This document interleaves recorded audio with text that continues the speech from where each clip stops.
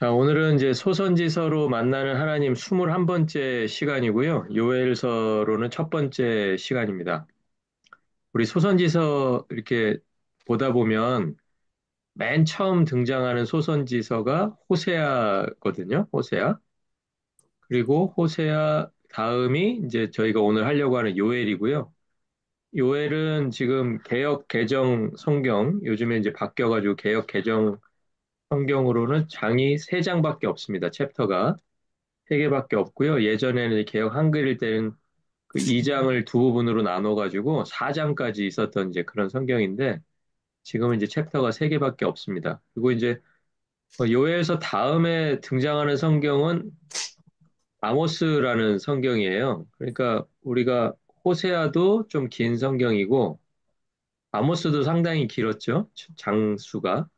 그래서 호세아하고 아모스하고 그 사이에 요엘이라고 하는 이렇게 짧은 성경이 이제 좀 들어가 있는 그래서 이제 오늘은 그 왜 그렇게 그러면 이게 시대순도 아니거든요, 사실은. 호세아라고 하는 선지서는 우리들이 배울 때, 제가 여러 번 얘기 드린 게 호세아 왕에게 호세아가 전했던 그런 시간도 있었다.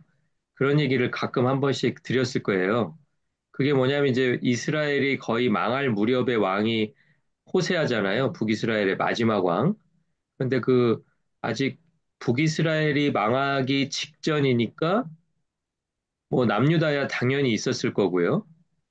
그런 시대에 이제 호세아 선지자가 활동을 했다면 뭐 아모스도 마찬가지죠. 아모스도 북이스라엘에서 활동했던 유일한 또 선지자이기도 하고 아모스가 했던 말 중에 뭐 바산의 암소 뭐 이런 표현들 그게 다 이제 북이스라엘의 지명이거든요.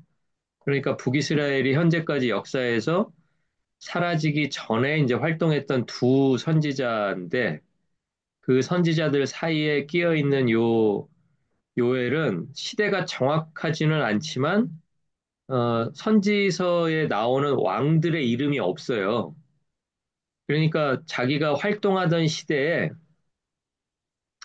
왕이 없었던 시대가 사실은 이스라엘 역사에 몇 번 안 되죠.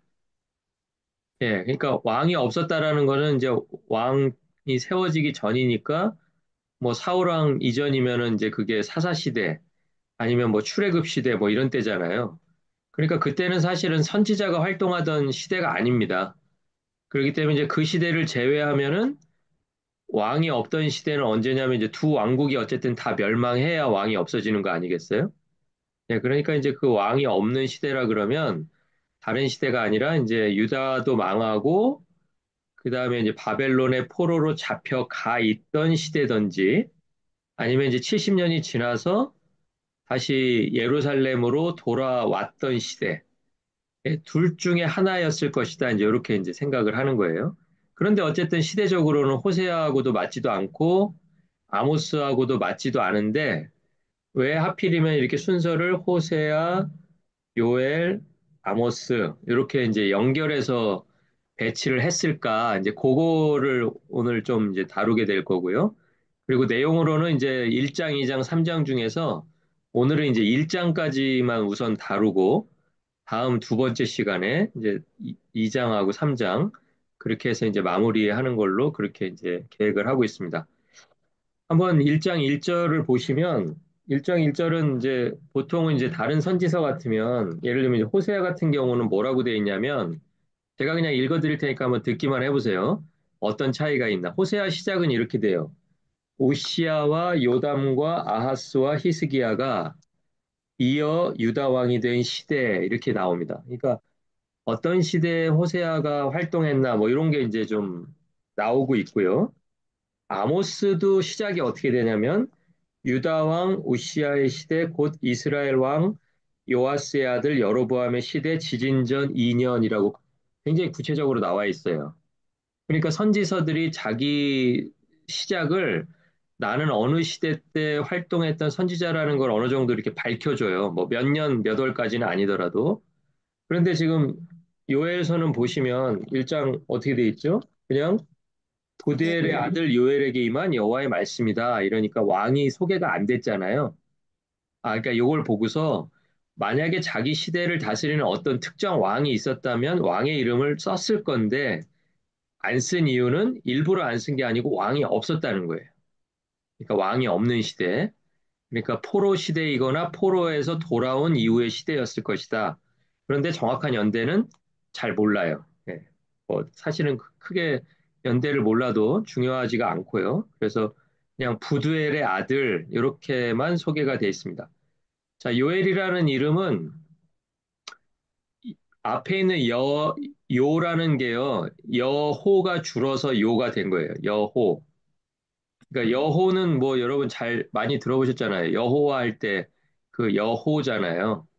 그 여호, 요고요. 엘도 많이 들어보셨죠. 하나님을 가리키는 말이 엘입니다. 그러니까 요엘 그러면 여호와가 하나님이시다. 앞에 이제 요가 여호와라고 했으니까요. 여호와가 하나님이시다. 이제 그런 뜻이에요. 자, 그런데 이제 왜 이름을 이렇게 지었을까를 생각해 보면 그 아버지가 어쨌든 지었을 거 아니에요? 거기 아버지도 소개돼 있지만. 그런데 아버지가 아들의 이름을 지으면서 아마도 그 요엘이 태어나던 시대가 하나님의 하나님 되심을 인정하지 않는 시대였기 때문에 이름을 오히려 그 반대로 지었을 가능성이 있다는 거죠.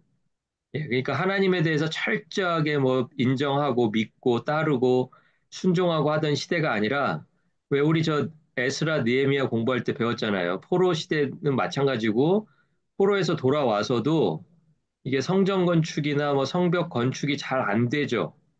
잘 안 되는 이유가 뭐냐면 이 하나님에 대한 이제 믿음이 이제 해이해져 버린 거예요.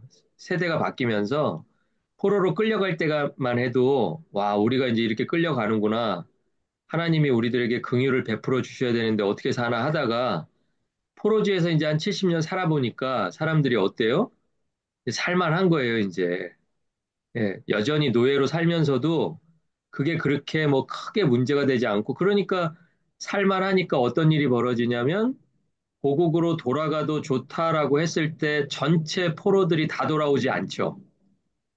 그렇죠?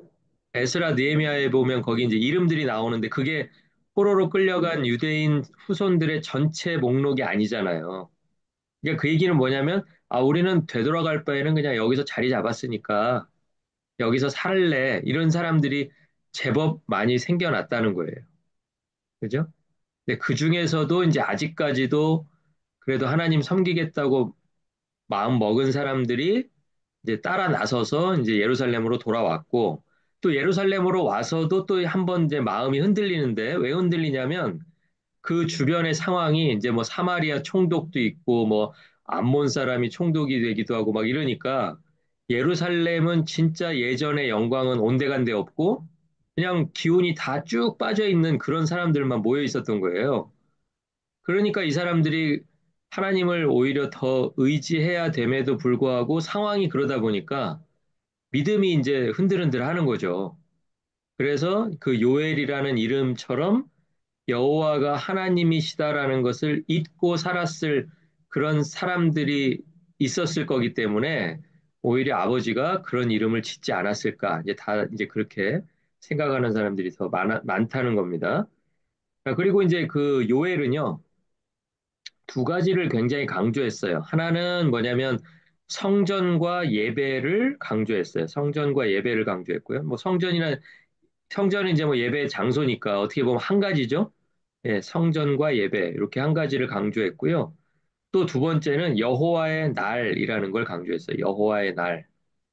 여호와의 날은 이제 뭐 요한계시록에 나오는 마지막 때하고도 좀 연관이 있는데 그 여호와의 날이라는 거를 굉장히 강조를 했습니다. 대신에 이 선지서에서 아무리 세 장을 읽고 이렇게 앞뒤를 봐도 예를 들어서 이 사회가 지금처럼 이렇게 흘러가서는 안 되겠다. 우리가 정의가 이렇게 없어져서는 안 되겠다. 이런 얘기가 전혀 없습니다. 그런데 아까 말씀드렸던 그 요엘서의 앞과 뒤에 나오는 성경이 있었죠? 하나는 호세아, 하나는 아모스.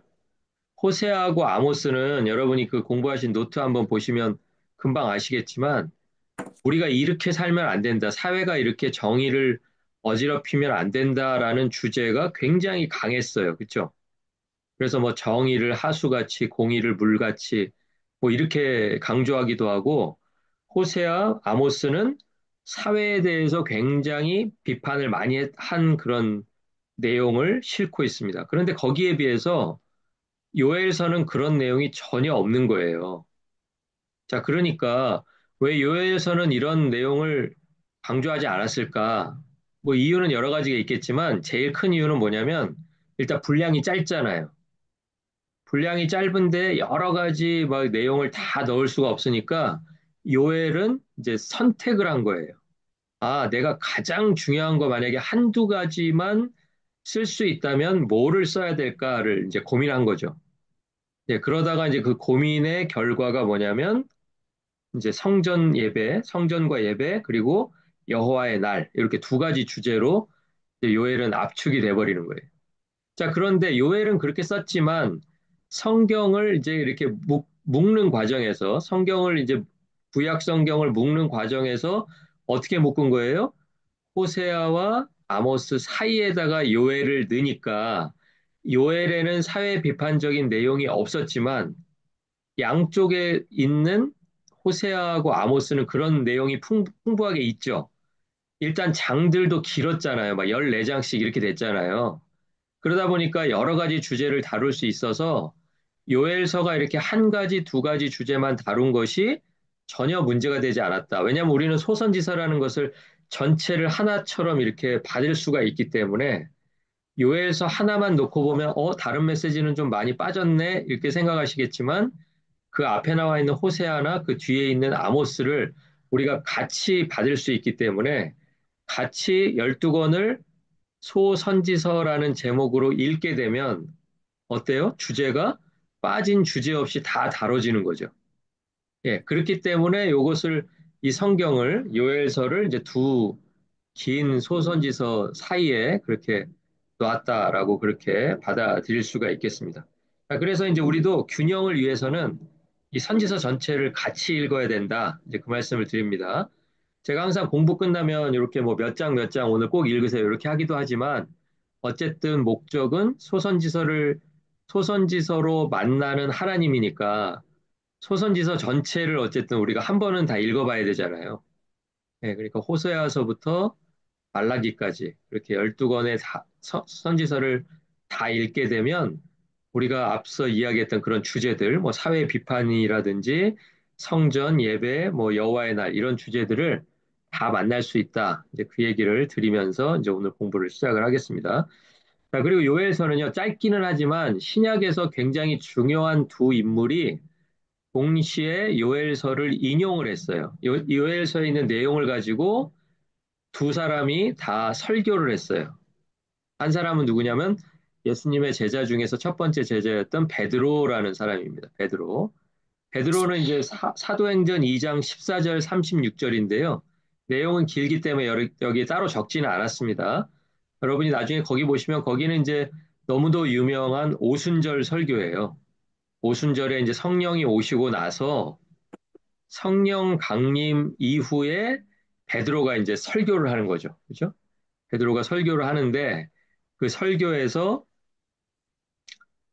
중요하게 생각하는 그 부분이 뭐냐면 요엘서에 나온다는 거예요.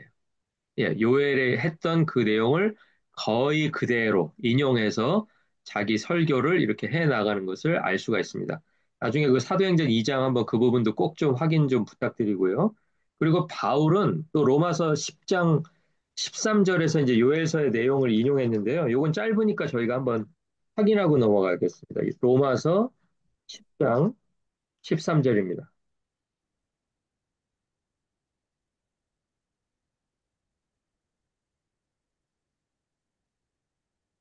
예, 로마서 10장 13절에 뭐라고 나와 있냐면요. 누구든지 주의 이름을 부르는 자는 구원을 받으리라. 요 내용을 제일 처음 이야기한 사람이 누구냐면 요엘이라는 거예요. 누구든지 주의 이름을 부르는 자는 구원을 받으리라. 예, 요 내용. 요 내용이 바울이 그냥 자기가 생각해서 한 게 아니고 바울이 요엘서의 내용을 그대로 이제 인용을 한 거다. 네, 그렇게 이해하시면 되겠습니다. 자, 그래서 이제 내용에는 아까 말씀드렸던 것처럼 요엘은 두 가지라 그랬죠. 성전 예배, 성전과 예배, 그리고 두 번째 여호와의 날. 이제 그렇게 하는데 1장 2절부터 2장 27절이니까 1장과 2장이 사실은 사건이 같은 사건이에요. 무슨 사건이냐면 메뚜기 떼가 갑자기 유대 지방에 날라 들어와서 유대 전 지역을 그냥 다 헤집고 다니는 그런 사건. 그러니까 메뚜기 떼가 이 지역에는 메뚜기 떼가 참 자주 오죠. 뭐 애굽도 그랬지만 애굽에선 그래서 메뚜기 재앙도 한번 있었잖아요. 10가지 재앙 내릴 때. 그런데 뭐 이스라엘 이 중동 지방에 이 메뚜기 떼 습격이라고 하는 게 굉장히 크면서 중요한 이제 사건 중에 하나입니다. 근데 오늘 요에서도 1장과 2장을 풀어나가는데 거기서 중요하게 이야기하는 사건이 뭐냐면 메뚜기가 습격한 그런 사건이라는 거예요. 자, 언제였을까를 생각해 보면 아까 말씀드렸던 것처럼 왕이 없던 시대였기 때문에 바벨론 포로였거나 오히려 바벨론 포로에서 돌아온 이후에 왜냐하면 바벨론 지역에서 또 메뚜기 떼가 습격했다는 게 상상이 또 잘 안 되거든요. 왜냐하면 바벨론이라는 지역 자체가 유프라테스 강과 티그리스 강이 만나는 그 사이에 끼고 있는 그런 지역이잖아요. 바벨론이라는 지역이. 거기가 도시가 번창해 있고 그러니까 이제 메뚜기 습격 사건을 생각해 보면 아마도 가능성이 있는 두 시대 중에 바벨론 포로에서 돌아온 이후의 시대일 것이다. 다들 이제 이렇게 생각하고 있습니다. 그래서 지금 메뚜기 떼는 하나님의 군대를 상징합니다. 자, 하나님의 군대면 사실은 이게 메뚜기 떼가 누구를 쳐야 맞는 거예요? 하나님의 군대면 하나님의 원수를 하나님의 군대가 치러 가는 게 맞죠. 그렇죠? 예, 그러니까 메뚜기 떼를 하나님의 군대로 봤으니까 하나님의 군대인 메뚜기 떼가 사실은 유대 땅을 공격하면 안 되는 거잖아요. 논리적으로 그렇잖아요. 뭐 유대를 둘러싼 뭐 지금은 없어졌지만 이 당시에는 없어졌지만 아수르라든지 뭐 바벨론이라든지 아람이라든지 뭐 에돔이라든지 이런 나라들을 치시는 거는 이해할 수 있는데 왜 하나님의 군대인데도 하나님의 백성들을 왜 치러 오냐라는 거예요. 그죠? 이해가 잘 안 간다는 거예요. 누구 입장에서? 유대인의 입장에서. 왜 그랬냐면 유대인들은 여호와의 날을 어떻게 이해하고 있었냐면요. 두 가지로 이해했어요. 하나는 거기 한번 보세요. 세 번째 줄에 두 번째 단락 세 번째 줄에 보시면 원수들에게는 어떤 날이냐면 전쟁, 두려움, 죽음, 어둠, 심판. 다 이미지가 다 부정적이죠. 다 파괴하는 거고. 그러니까 원수들에게는 전쟁이고 두려움이고 죽음이고 어둠이고 심판의 날이 여호와의 날이다. 그런데 여호와의 날이 유대인들에게는 어떤 날이에요? 위로받고 뭐 보상받고 지금까지 고생했던 거 다 문제 풀리고 마지막으로는 구원받는 날을 여호와의 날이라고 이해하고 있었던 거예요. 이거는 유대와 북이스라엘이 없어지기 전부터 가지고 있었던 생각이에요. 여호와의 날이라는 게 갑자기 생긴 게 아니고요. 마지막 날이 여호와의 날이라는 건 다 알고 있었어요. 그런데 그 마지막 심판의 날이 원수들에게는 전쟁, 두려움, 죽음, 어둠, 심판 이거면 우리 유대인들에게는 아브라함의 후손인 우리 유대인들에게는 위로와 보상과 구원의 날이 될 거다. 이렇게 이해하고 있었다고요. 그러니까 그런 이해는 유다와 북이스라엘이 없어진 다음에 바벨론 포로로 잡혀가 있을 때도 역시 마찬가지로 가지고 있었고 바벨론 포로에서 돌아와서도 역시 여호와의 날 그러면은 우리 유대인들에게는 구원의 날, 위로받는 날, 상받는 날 이렇게 이해하고 있었다는 거예요. 그런데 그게 아니라는 걸 누가 얘기해요?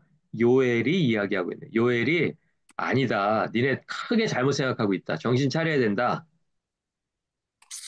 이방인들에게만, 원수들에게만 전쟁과 두려움과 죽음과 어둠과 심판의 날이 아니라 메뚜기 떼가 뭐 몰려오는데 그게 상이라고 생각할 수가 없잖아요. 메뚜기 떼가 몰려오고 나서 싹 사라지면 어떤 일이 벌어져요? 뭐 아무것도 남아있지 않죠. 곡식이면 곡식, 뭐 과일이면 과일, 뭐 가축이면 가축 그냥 싸그리 다 쓰러져 있잖아요. 그러니까 그런 거를 생각할 때 유대인들이라고 해서 우리에게는 전쟁이 없겠지. 우리에겐 죽음이 없겠지. 우리에겐 심판이 없겠지. 그렇게 생각하고 있다가는 큰일 난다. 하나님께서 지금 하나님의 군대를 이끌고 오셔서 원수들을 치는 게 아니라 하나님의 백성인 지금 우리들을 치러 온다. 지금 이 얘기를 하고 있는 거예요.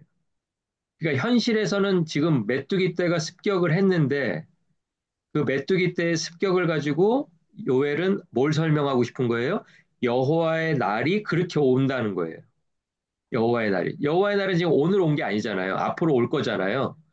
앞으로 올 여호와의 날도 너희가 생각하고 있는 것처럼 그렇게 기분 좋은 날, 상 받는 날, 위로받는 날이 아니고 오늘 지금 메뚜기 떼가 확 쓸고 가는 것처럼 똑같은 일이 여호와의 날에도 벌어질 거다. 이렇게 경고하는 내용이 바로 요엘 선지서의 내용이라는 거예요. 그러니까 우리가 요엘 잘 알고 있는 뭐 자녀들은 예언할 것이요, 청년들은 뭐 환상을 보고 아비들은 꿈을 꾸고 뭐 이런 내용 있잖아요. 그 내용 앞에 이런 경고의 내용이 나오고 경고의 내용을 듣고 하나님 앞에서 회개한 사람들에게만 뭐 꿈을 꾸고 환상을 보고 뭐 이런 것들이 가능하다는 거예요. 그러니까 우리가 그 부분만 똑 띄어가지고 그냥 마지막 때가 되면 하나님께서 무조건 하나님의 영을 부어주시는구나. 그렇게 생각하시면 안 되고 하나님의 영을 누구에게 부어주시겠는가? 그러면 이 마지막 날에 대한 경고를 듣고 회개하는 사람. 그러니까 회개 안 하면 유대인들에게도 뭐가 닥쳐요? 메뚜기 떼의 습격처럼 여호와의 날이 심판의 날로 올 수 있다라는 거예요. 지금 그 얘기를 요엘이 하고 있는 거예요. 그러니까 유대인들 입장에서는 뭐 어느 선지자나 다 그렇겠지만 이 선지자의 말을 그렇게 즐겁게 들었을 리가 없죠.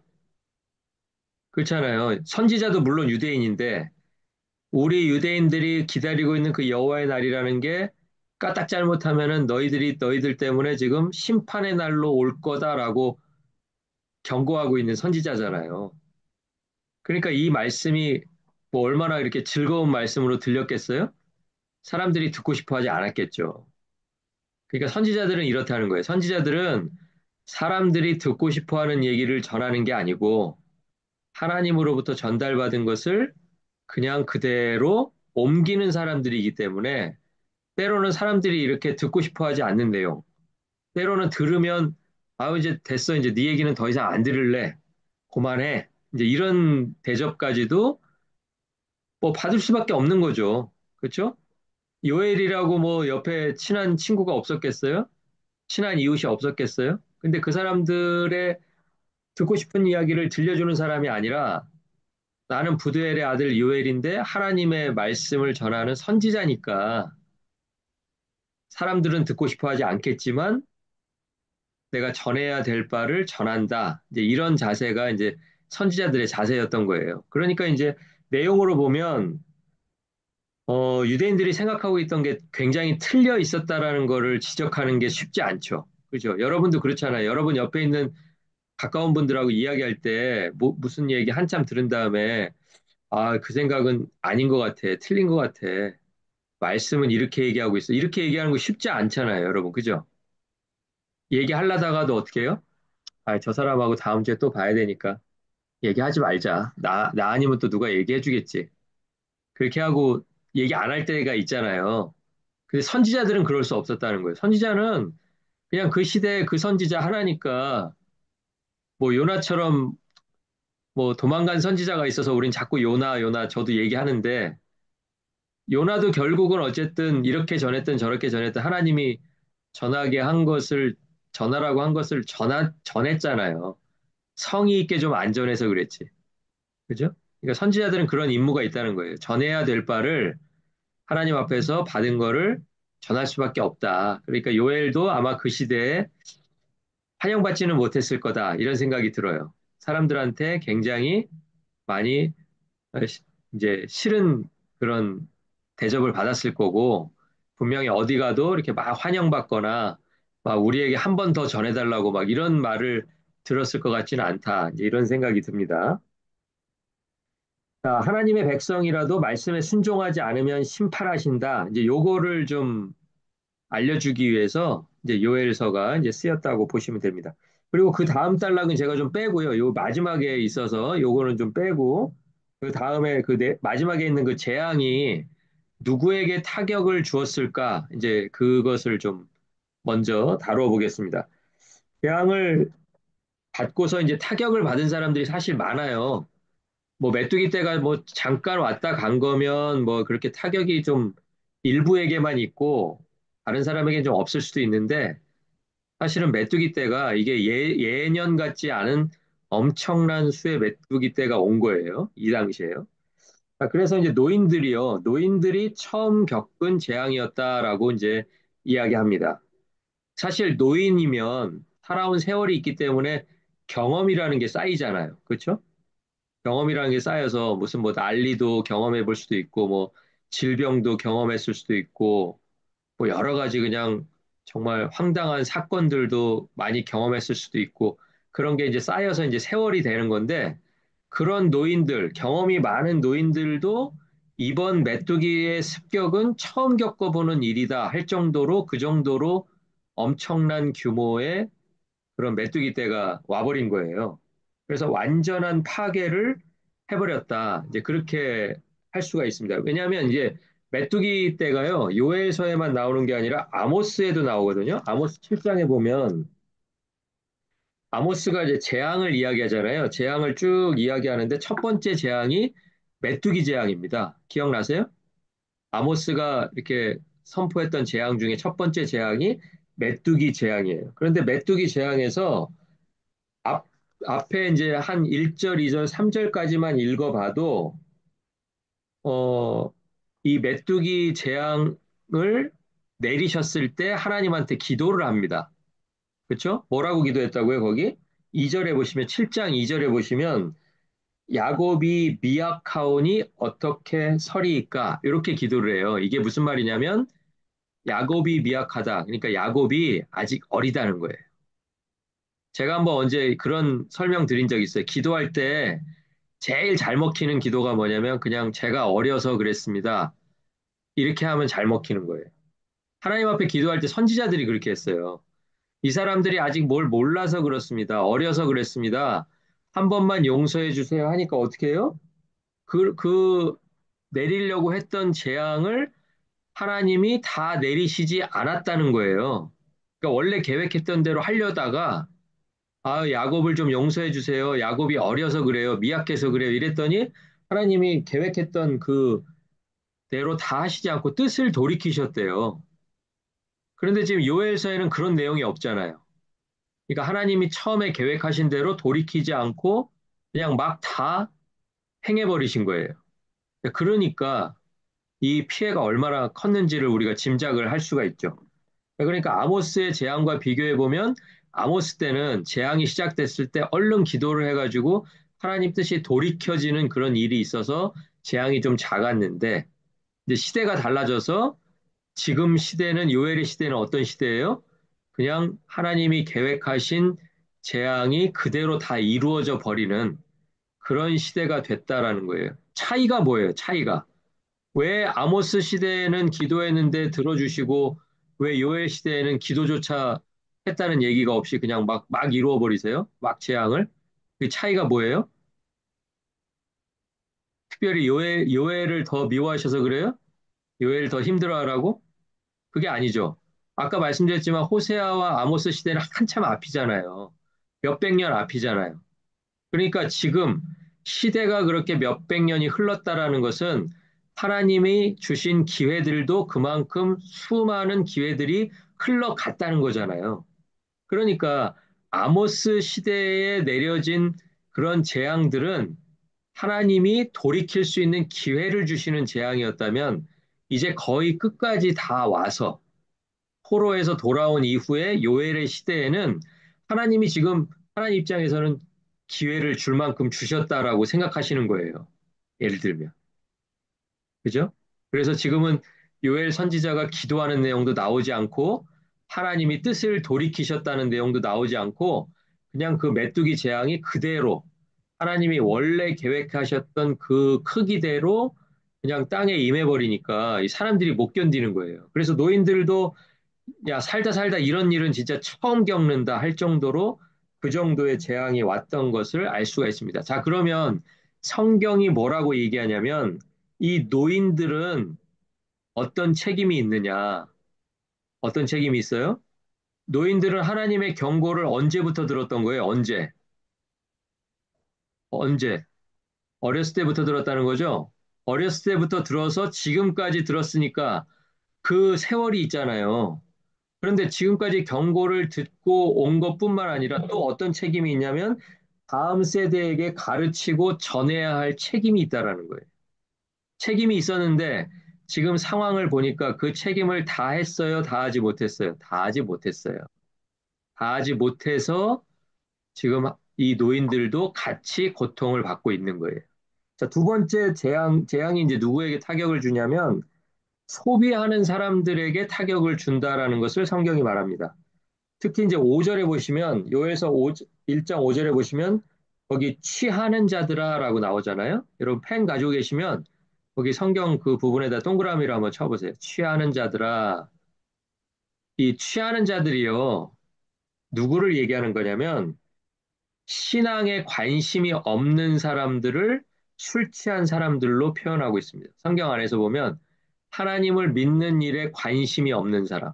그러니까 이거는 꼭 물리적으로 내가 술을 먹어서 술 취했다고 말하는 게 아니고요. 술을 안 먹어도 도대체 하나님에게 관심이 없는 거예요. 신앙생활에 관심이 없는 거예요. 내가 믿음이 커지고 성장하고 하는 거에 아무런 관심이 없고, 그럼 이 사람들은 뭐에 관심이 있겠어요? 뭐에? 뭐에? 세상에 관심이 있겠죠. 진짜 아무것도 관심이 없는 사람은 없어요. 신앙에 관심이 없으면 이 사람은 그냥 자기 성공, 또 자기 명예, 뭐 쾌락, 즐거움, 뭐 이런 거에 관심이 있을 수밖에 없어요. 이게 다 뭐예요? 이게 다 세상이라는 거예요, 세상. 그러니까 세상에 관심이 있고 하나님에게는 관심이 없는 사람, 이것을 교회에서는 술 취한 사람들이다. 이렇게 얘기했던 것입니다. 이 사람들이 영향을 받아요. 이 사람들 지금까지는 하나님 없이도 그냥 살 수 있는 것 같았는데 막상 메뚜기가 싹 쓸고 가니까 이 사람들도 영향을 받아요. 왜요? 자기들이 먹을 포도주를 만들 포도가 없는 거예요. 그 정도로 다 먹어버린 거예요. 그러니까 이 사람들도 영향을 받는다. 자, 세 번째 그룹은요. 일반 백성들이 영향을 받아요. 자, 백성들은 왜 영향을 받냐면 이제 뭐 포도도 없어지지만 뭐 보리나 밀이나 뭐 이런 곡식들도 다 없어지고요. 그리고 뭐 감람나무나 이런 기름을 낼 수 있는 그런 나무들도 다 없어져 버리는 거예요. 메뚜기가. 말 그대로 그냥 다 쓸고 지나가 버립니다.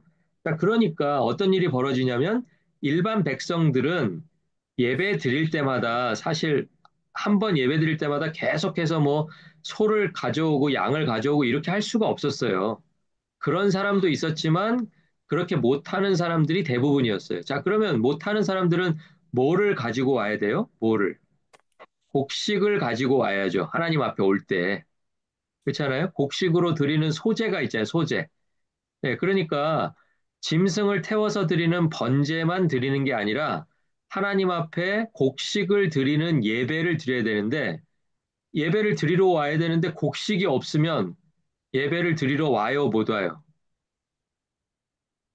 네, 지금 같으면 그냥 빈손으로 오는 게 큰 문제가 안 되죠. 왜? 내 마음이 중요한 거잖아요. 그러니까 하나님 앞에 드릴 것이 없으면 드릴 것이 없는 대로 그냥 와야 되는데 이 당시에는 이 사람들의 예배는 우리와 달랐단 말이에요. 이 사람들에게는 뭐 가난한 사람들은 곡식으로 아니 뭐 비둘기로 아니면 어떤 사람은 포도주로 아니면 어떤 사람은 물로 뭐 이렇게 해가지고 다 전제라는 것도 있었잖아요. 그죠? 예, 포도주를 이렇게 제단에다 부어서 드리는 자, 그런 예배조차도 드릴 수 없게 되었다라는 거예요. 그러니까 영향이 실생활에서 영향이 어디까지 가냐면 예배까지 가는 거예요. 예배도 드릴 수 없는 상황이 되어버렸다. 그러니까 예배를 못 드리니까 언약 백성인데, 아, 우리는 이스라엘 백성인데 언약 백성이 언약을 지킬 수 없는 상황이 돼버린 거예요. 그러니까 하나님께서 하나님과 교제하는 자리인 예배에 나오게 하려면 하나님께서 사실은 뭘 주셔야 되냐면 밀가루도 주시고 포도주도 주시고 기름도 주셔야 돼요. 근데 이거를 하나님께서 메뚜기 떼가 그냥 온 게 아니라 그랬잖아요. 아까 메뚜기 떼가 뭐라 그랬어요? 다시 위로 올라가 보시면. 메뚜기 떼는 하나님의 군대다 그랬잖아요. 하나님이 그러면은 밀가루, 포도주, 기름을 다 빼앗아 가신 거나 마찬가지잖아요. 그렇잖아요. 하나님이 예배를 빼앗아 가신 거나 마찬가지잖아요. 왜 그러셨을까요? 이 사람들이 더 이상 예배 같은 예배를 드리고 있지 않았다는 거죠. 그죠? 예. 우리 아모스서에도 보면 그런 내용 나왔잖아요. 더 이상 이제 너희들이 드리는 예배 이제 받고 싶지 않다. 이렇게 하시는 모습이 나오잖아요. 그때는 적어도 밀가루, 포도, 기름을 다 빼앗아 가지는 않았어요. 너희들이 하는 예배 받고 싶지 않다라고 말씀하실 때는 그때는 그러니까 빨리 너희 예배 고쳐서 드려라 라는 뜻이었겠죠. 그렇죠? 근데 지금 세월이 지났습니다. 그동안에 그런 경고, 그런 선지자들의 말씀 여러 차례 있었습니다. 수백 년이 흘렀습니다. 흐르고 나니까 어떻게 한다는 거예요? 이제는 예배 자리로 아예 나오지도 못하게 그냥 예배할 수 있는 그 재료들, 교제할 수 있는 재료들을 다 그냥 빼앗아가 버리시는 거예요. 그러니까 이때는 진짜 점점 기회가 없어진다는 생각이 드시잖아요. 그렇죠? 예. 그리고 이제 네 번째 재앙을 통해서 타격을 받는 그룹은 누구냐면 생산하는 사람들이에요. 아까는 이제 소비하는 사람들이었는데 이제는 생산하는 사람들, 특히 농부들이 재앙으로 타격을 제일 많이 받았을 거예요. 그렇죠? 너무 당연하죠? 예. 사다 먹는 사람도 영향을 받지만 이 곡식을 기르는 사람, 1년 내내 길러야 되는 사람은 진짜 영향을 많이 받았어야 되는데 이 사람들이 왜 영향을 많이 받을 수밖에 없었냐? 농부야말로 이 시대에 하나님의 도우심, 하나님의 은혜에 대해서 가장 의지할 수밖에 없는 사람이었다는 거예요. 왜 그래요? 이제 또 좀 이따 요엘서에 나오지만 요엘서에서 늦은 비와 이른 비라는 말이 나오거든요. 그러니까 늦은 비와 이른 비를 제일 절실하게 느끼는 사람이 누굴까요? 농부잖아요. 그죠? 예, 농부니까 그 농부가 이 메뚜기 때의 습격을 통해서 영향을 받을 수밖에 없었다. 자, 그리고 이제 마지막에 제일 중요한 그룹인데요. 제사장들이 재앙을 통해서 영향을 받습니다. 제사장들은 영향을 이제 2차로 받아요. 어떻게 받냐면 백성들에게 예물이 없어졌다 그랬잖아요. 아까 백성들 일반 백성들 어떤 예물이 있었어요? 일반 백성들 일반 백성들이 밀가루, 포도주, 기름 뭐 이런 예물들이 다 없어져 버렸다 그랬잖아요. 하나님이 다 뺏어가셨다 그랬잖아요. 자, 그러니까 백성들에게 예물이 없으니까 결과적으로 백성이 예배를 드리지 못하죠. 결과적으로 예배를 드리지 못하게 되니까 제사장이 필요가 없어지는 거예요. 이해가 가세요? 자, 백성에게 예물이 없어지고 예물이 없으니까 예배를 못 드리게 되고 백성이 예배 드리러 오지 않으니까 제사장은 자기 직임이 뭐예요? 직임이 백성과 하나님 사이에 서서 중보자의 역할을 감당하는 게 제사장이었잖아요. 그런데 자기 직임이 없어져 버리는 거예요. 자, 그러니까 이 메뚜기 떼의 습격이라고 하는 이 재앙을 그냥 한 개인의 문제로만 생각할 수가 없다라는 거예요. 재앙이 벌어지면 영향을 조금 덜 받는 사람, 더 받는 사람은 있겠지만 우리가 살아가고 있는 이 사회는 한 가지 재앙으로 인해서 여러 사람이 같이 고통을 받고 있다. 그 이야기를 지금 요엘서가 우리에게 해주고 있는 것입니다. 자, 그러면 진짜 방법이 없을까? 재앙이 이렇게 왔는데, 그럼 재앙으로 끝인가? 아까 끝이 아니라 그랬죠? 맨 마지막엔 뭐라 그랬죠? 여호와의 날이 와야 되잖아요. 그러니까 현실에서 지금 메뚜기 때가 막 재앙이 왔는데, 이 재앙은 왜 온 거냐면, 마지막 날에 있을 여호와의 날도 마치 이런 메뚜기 때의 습격처럼 너희 전체 공동체를 다 힘들게 하고 다 심판하고 다 죽음으로 몰고 갈 수 있는 그런 날이 될 수 있다. 그거를 지금 이야기해 주기 위해서 오늘 메뚜기 때 습격 사건이 있는 거잖아요. 그렇죠? 자, 그러니까 현실에서 벌써 재앙은 왔지만 여호와의 날은 왔어요, 안 왔어요? 아직 오지 않았죠. 예, 아직 오지 않았어요. 여호와의 날은 올 거예요. 올 거니까 그 올 날에 대해서 그런 방법이 없겠냐라는 거예요. 현실에 지금 메뚜기 떼는 어떻게 쫓을 수가 없어요. 다 갉아먹고 있어요. 지금도.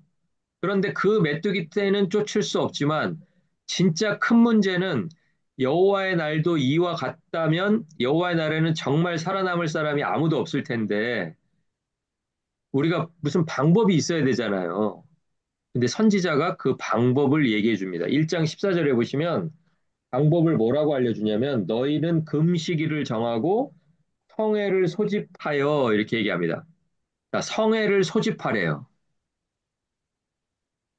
근데 성회 그러니까 성회 그러니까 뭐 단어로는 거룩한 모임이잖아요. 그렇죠? 오늘날로 말하면 교회잖아요, 교회. 거룩한 모임. 거룩한 모임을 소집해라. 소집하는데 그 소집하는 장소에 누가 모여야 되냐면 장로들이 모여야 되고 그리고 이 땅의 모든 주민들을 모으라 이렇게 얘기합니다. 이제 다음 주에 이제 저희가 2장에서 보시면 이제 그 구성원들이 이제 거기 쭉 나오는데요. 그 장로들을 모으라 그러니까 아 이게 지도자들만 모이라고 했나 보다라고 생각하시기가 쉬운데요. 지금 2장 15절 한번 잠깐 보겠습니다. 다음 주에도 다루겠지만 2장 15절 거기 보시면은 오늘 1장 14절에 했던 얘기가 한 번 더 반복이 되죠. 네, 성회로 모여라, 성회를 소집해라, 금시기를 정해라. 그 얘기가 똑같이 나오면서 그 다음에 16절에 가면 뭐라고 나오냐면 백성을 모아서 그 모임을 거룩하게 하고 장로들을 모으며 여기까지는 똑같아요. 1장에서도 장로들을 성회로 모으라라고 얘기했어요. 자, 그러니까 1장만 읽으면 마치 장로들, 뭔가 좀 책임이 있고 리더들이고 지도할 만한 위치에 있는 사람들만 모이라나 보다 이렇게 생각하시기가 쉬운데 바로 이어서 뭐라고 나와요? 2장 16절에 어린이와 젖 먹는 자를 모으라 그러죠? 저하고 같은 성경 보고 계시죠? 네. 예, 제 성경에만 젖 먹는 어린이가 나오나요? 예, 2장 16절에 나오잖아요. 그 애들이, 그 사람도 아니죠. 그 애들이 모여서 뭐를 이룬다고요? 성회를 이룬다고요. 자, 그러니까 교회에는 리더만 있는 게 아니고요. 어른만 있는 게 아니고요. 누가 있어요? 누가? 젖먹이도 있고 어린아이도 있다라는 거예요. 그러니까 이 당시가 지금으로부터 뭐 거의 한 얼마나 먼 옛날입니까? 거의 한 2500년 가까이 먼 옛날이잖아요. 주님이 2000년 전에 오셨고, 주님이 오시기 전부터 한 400년 동안에는 선지자들이 없었으니까, 제일 마지막에 활동했던 선지자가 쓴 말씀이라고 해도 2400년은 됐을 거 아니에요. 최소한. 2400년, 500년. 그죠? 그런데 그 시대에 벌써 하나님의 공동체를 모으는데 하나님의 기준은 뭐 남자만, 지도자만 이렇게 모으는 게 아니라 젖먹이하고 어린이를 거기 모으라는 거예요.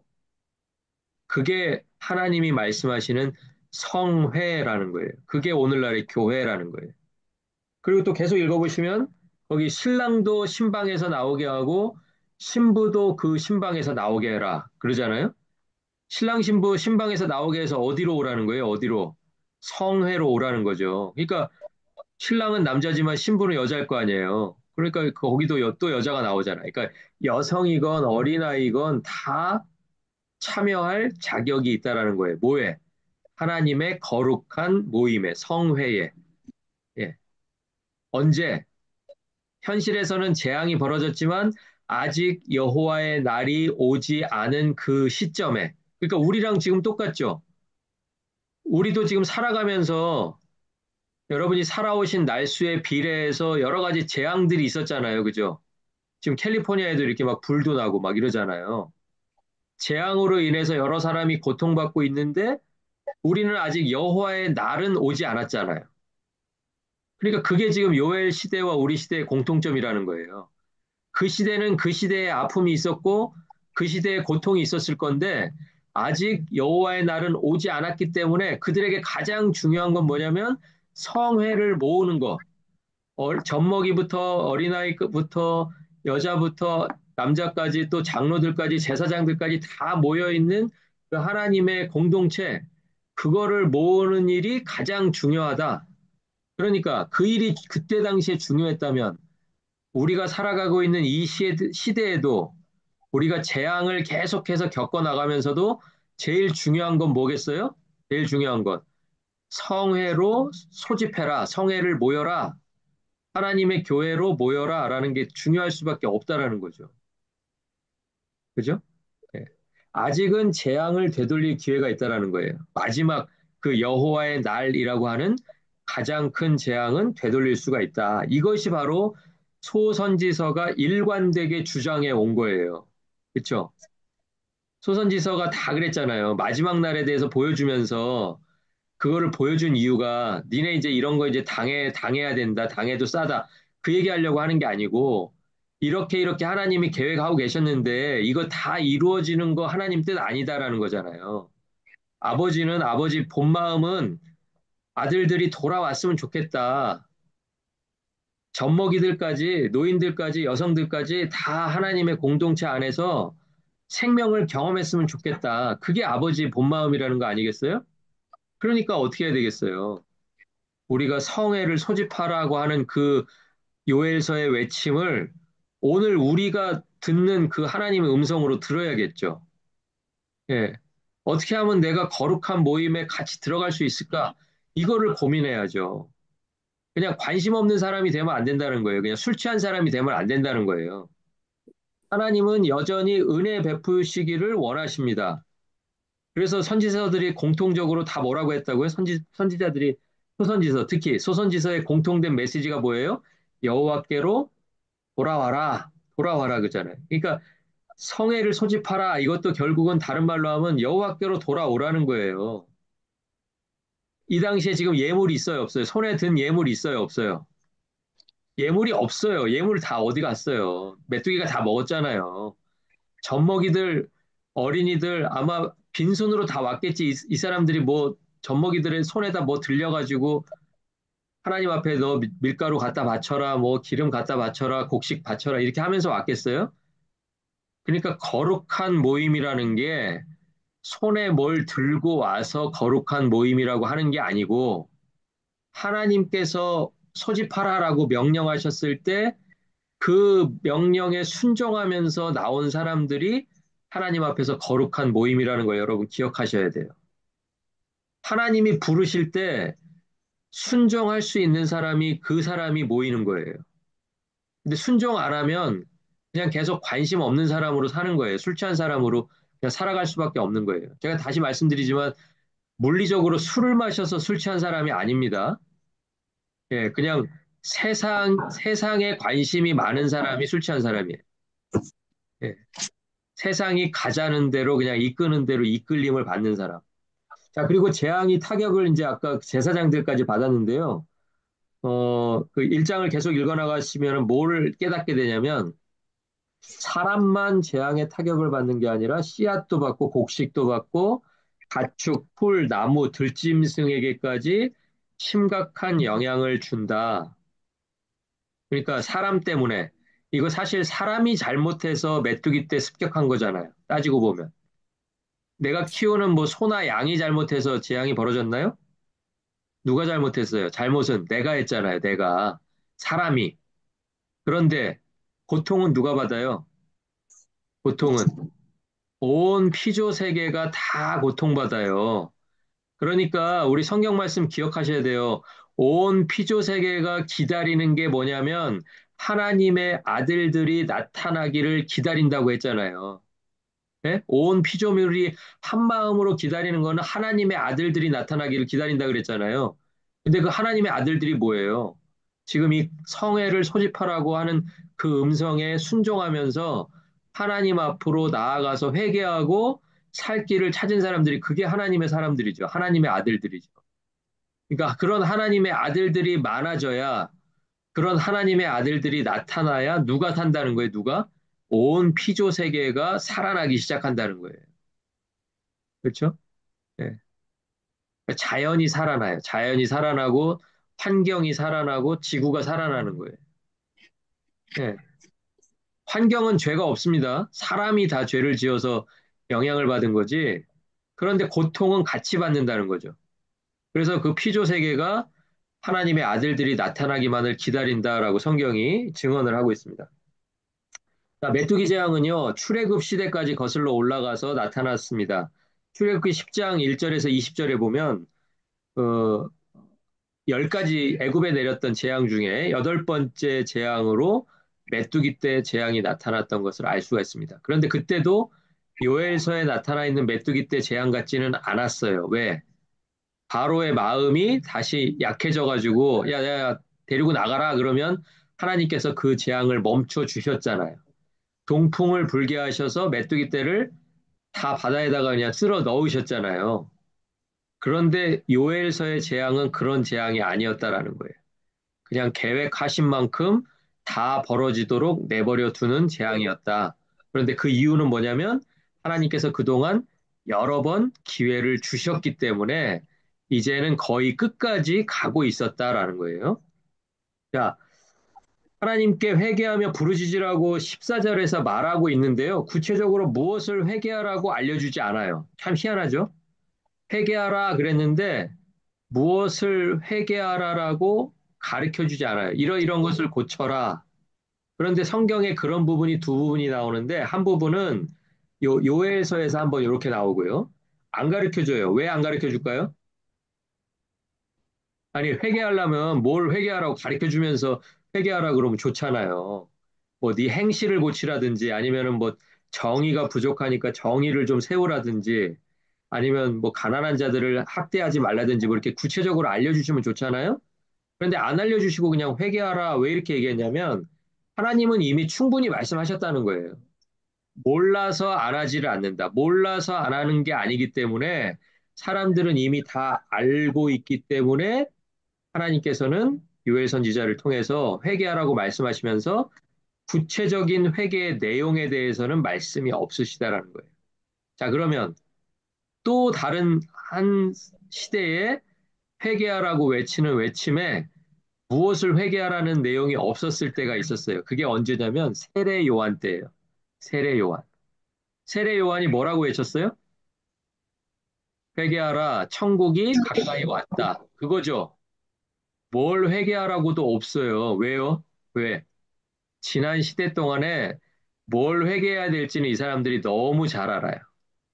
그러니까 몰라서 회개 못하는 사람은 없다라는 거예요. 그러니까 세례 요한의 외침이나 요엘의 외침이나 요엘은 거의 선지자들로서는 거의 마지막이거든요. 그러고서 이제 얼마 안 있으면 이제 말라기가 지나가면 400년 동안은 선지자가 없어요. 그러다가 처음으로 딱 나타난 선지자가 누구냐면 세례 요한인데 그 세례 요한의 메시지나 이 마지막 선지자 시대의 마지막을 담당했던 요엘의 메시지나 거의 똑같다라는 거예요. 그냥 회개하라라고만 이야기하지 회개의 구체적인 내용은 말해주지 않는다. 왜냐하면 불친절하게 말해주지 않는 이유는 뭐냐면 이미 하나님은 여러 번 말씀하셨기 때문에. 그리고 이 사람들은 회개하라 그 말만 듣고도 자기들이 무엇을 회개해야 할지 알고 있었기 때문에. 그런데 알고 있었는데 회개하지 않는 게 더 나쁜 거죠. 그렇죠? 회개하라라고 했을 때, 아, 전 뭘 회개할까요? 이게 아니라 내가 뭘 회개할지는 말 안 해도 다 알겠어. 그런데 회개가 안 되는 게 더 나쁜 거겠죠. 그렇죠? 예. 그렇게 두 시대가 회개에 대해서 아주 간단하게 이야기하고 있다는 말씀을 또 드립니다. 그리고 무엇보다도 이제 요엘서 1장을 통해서 우리가 알 수 있는 건 뭐냐면 재앙의 시간에 가장 안타까운 게요. 내가 키워놨던 거 뭐가 죽었다. 뭐 내가 기르던 뭐 가축이 힘들어서 뭐 고통받다가 죽었다. 이게 힘든 게 아니고요. 예배의 즐거움이 사라져 버렸다라는 게 사실은 가장 큰 고통이에요. 예. 예배의 즐거움이 사라져 버린다. 그러니까 뭐 기르던 곡식이 죽고 뭐 가축이 죽고 사람이 힘들어하고 하는 것을 시작으로 해서 결국은 그게 어디까지 갔어요? 예물이 없어지고 예배가 없어지는 그 순간까지 갔어요. 그러니까 우리는 그 재앙을 겪으면서 뭐를 생각해야 돼요? 우리 삶에서 가장 잃지 말아야 될 것은 기름이나 곡식이나 무슨 뭐 밀가루나 뭐 포도주나 이런 걸 잃어버리지 말아야 되겠다라고 생각하는 게 아니고 뭐를 잃어버리면 안 돼요? 예배를 잃어버리면 안 된다라는 거예요. 예. 그게 우리에게 가장 큰 재앙이라는 것을 요엘서 1장이 우리에게 오늘 이야기해 주고 있습니다. 오늘 새해 첫 시간 오늘 공부를 했는데요. 오늘 1장까지 살펴봤는데 다음 시간에 오늘 잠깐 봤던 2장 또 마지막 3장 계속해서 요엘서 두 번째 시간에 여러분과 같이 공부하도록 하겠습니다. 다음 주 목요일 7시 45분에 다시 준비해서 여러분 찾아뵙도록 하겠습니다. 공부하시느라고 수고 많으셨습니다. 감사합니다. 하셨습니다. 수고하셨습니다.